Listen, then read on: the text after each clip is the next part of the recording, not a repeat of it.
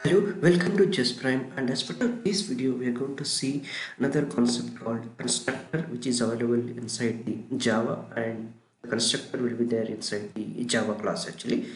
So that we are going to discuss more in detail. So let me go back to the previous video what we have discussed. As per the previous video we have discussed about the object creation and its uses, mainly like non-static members can be accessed with the help of object creation, right? With the help of object we can able to access the non-static members, and we have seen like how to create an object and all.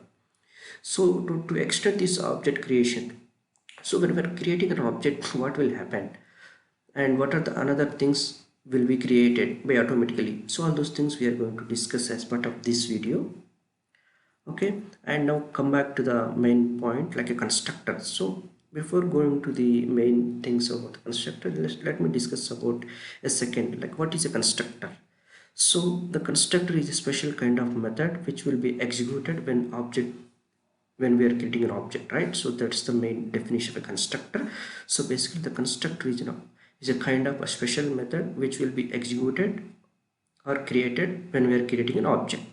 Okay, so that's the definition of a constructor. And so the constructor mainly useful to initialize an object state or to initialize the default values of an object, and this constructor will be called whenever we are creating an object. So all these points like what I'm telling theoretically, so that we are going to see practically once we discuss about the constructor features. So whenever so the next point is, so whenever we are creating an object, the constructor will be created, and the same time the memory will be allocated to the object, so that way we can able to store the state of the object in a piece of memory location. So the constructor will be created with the help of new keyword. Okay, so these are some theoretical points about the constructor. So now let me show you, or let me create a constructor with practically example, so then we will understand more actually. Okay, let me open my Eclipse. So this is our Eclipse, and this is the project we created as part of our object creation demo. And in the same SRC I'm going to create a new class called constructor example. So let me create a simple class called,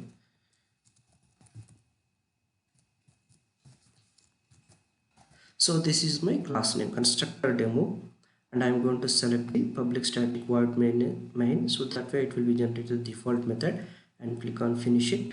So the class will be created. So let me remove this default generated code. Okay, so this is our class. So now, I mean, as per the previous video, we know how to create an object, right? So let me create an object. What will happen? Object bj equal to new object. So basically the constructor or object, so here if you see, I mean closely, if you observe this one, right, so the object will be created with the help of new keyword, right? So what will happen now when you create this kind of an object, like I said previously, so whenever we are creating an object, the constructor, the object related constructor will be executed. But what is a constructor? So how the constructor look like exactly? So the constructor creation should have should follow this some set of rules. The first rule is, so the every class should have one constructor at least. So if you see this class, right, we cannot see any constructor here, right? So then where is the constructor? Like I said, one constructor. So say for instance, if you are not creating any constructor for your class, so the JVM will create a default constructor when you compile the Java class into .class file. So that time the default constructor will be injected into your class, so that we cannot see over here. But when you decompile your .class file, so the default constructor we can able to see it out. So now instead of JVM or default constructor create at runtime, so let me create my own constructor or the default constructor. So the first rule is every class should have one default constructor if you are not creating it, but in the compile time the constructor will be injected into your .class file. So now what I'm going to do, I'm going to create my own constructor. The second rule of creating constructor is the constructor name should have the same name as class name. So what is our class name here? So this is our class name. So let me write constructor is a kind of special method, and if you see here, right, so this is my constructor, same name as class name, and there is no return type. The third rule is there is no return type, even there is no void also. So only thing is you can provide the access specifier as a public, that's all. So our constructor is ready. So this is, we used to call it as a default constructor, and which don't have any arguments. So that the fourth rule is the default constructor should basically they don't have any arguments. So constructor name is same as class name and don't have any arguments, and the default constructor, don't have any arguments. So these are the some of the rules we can consider and we can build a constructor. So when so so the next point is when the constructor will be executed. So basically, like I said, whenever we are creating an object, so at the time of object creation, the constructor will be executed. How you know whether the constructor is executed or not? So to make it understand, I'm just going to add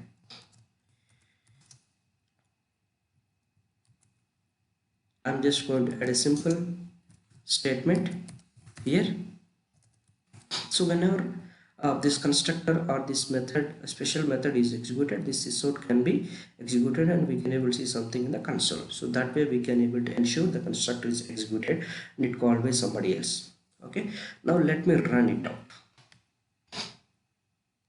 I'm just going to run my, yes, if you see, right, so I just created an object here at line number, let me enable the line numbers. Yes, if you see at line number 5, I just created an object with the help of class name and with by using a new keyword but I never call this constructor, if you see, right, but the constructor is executed.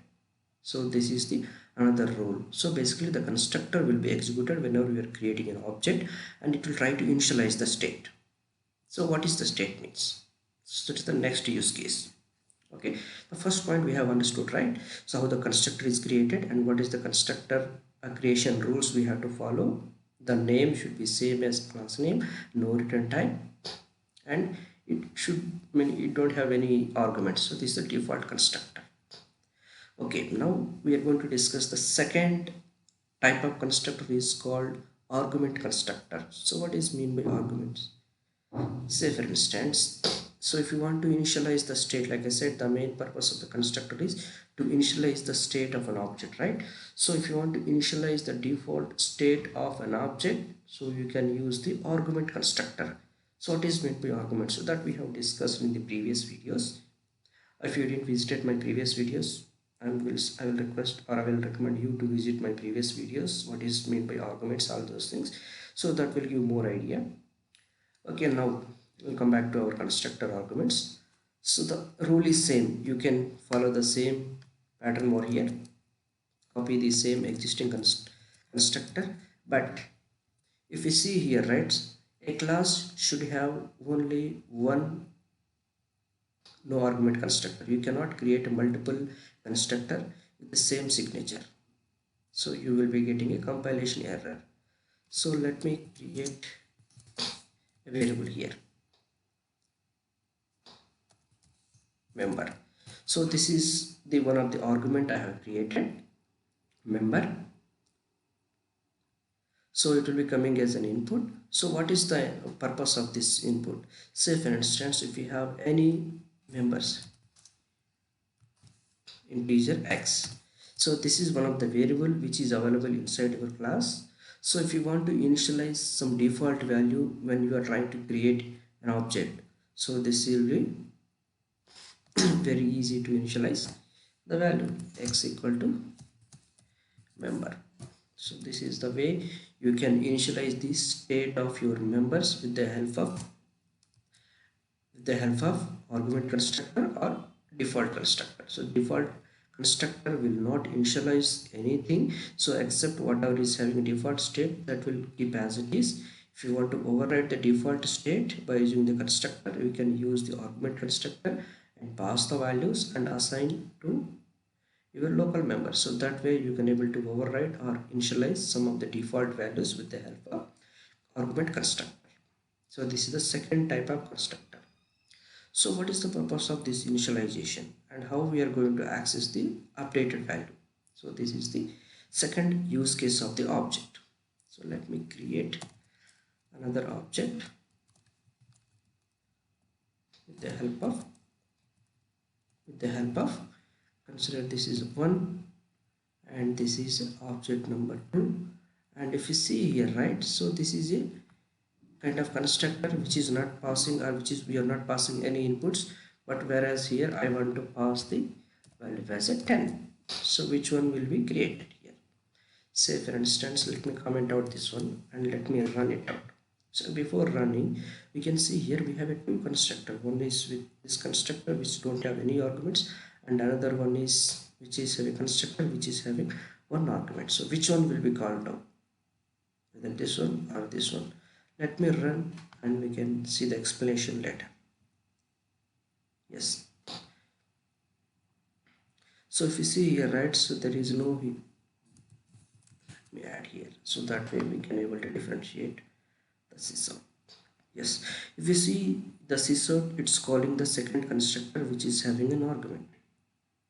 So basically the constructor will be invoked based on the way you are creating an object. You are creating an object with the help of what kind of class name or constructor here. So here you are creating an object with the help of an argument constructor by passing 10, right? So accordingly it will try to match the corresponding constructor and it will execute it. So this is the way you can able to initialize the state of the constructor or object with the help of the constructor what we are passing the arguments over here. So now what is the purpose of passing 10, right? So the second question, so how we are going to use it? So we are passing 10 here and we are assigning to x, right? So how we are going to access it? So let me access it. So I'm going to use this object reference and I'm going to call the x, right? So this is the way I'm going to access the variable x which is available inside constructor demo with the help of object 2, and let me run it out and see the output what we are going to get it over here. If you see here, right, so we are getting x, or x value is 10, right? So this is very clear. Now let me comment out this one and let me execute the same statement with the help of previous constructor, no or constructor. So this is 1, right? So like we have seen this one before, so whenever we are creating an object without passing any arguments, so the default or matching constructor will be executed, and accordingly the state of the object will be initialized and the object will be kept inside the piece of memory. So that we are going to discuss the where it is storing exactly that in subsequent videos.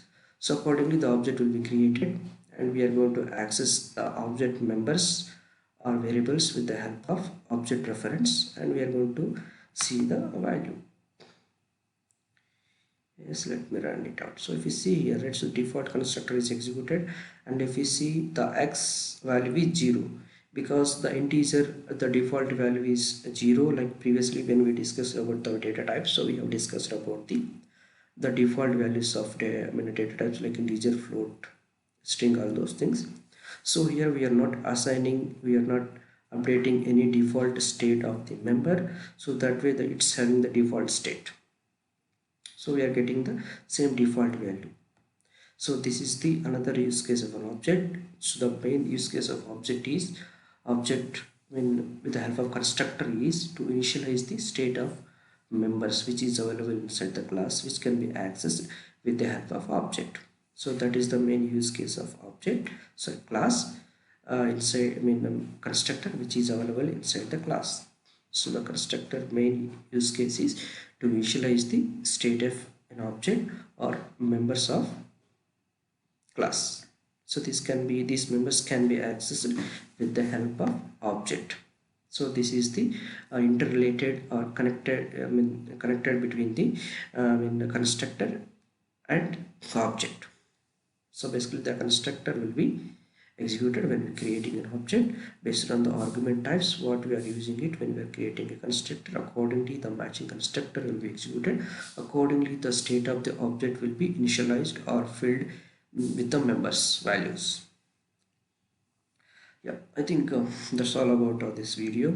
We have understood like object creation and constructor creation and the constructor rules, how the object or state will be initialized with the help of constructor, and how you are going to use the initialized members with the help of object. I think you might have enjoyed this video, and if you like the video you can click the like button and subscribe to the channel for more subsequent updates. And thank you and thanks for your time.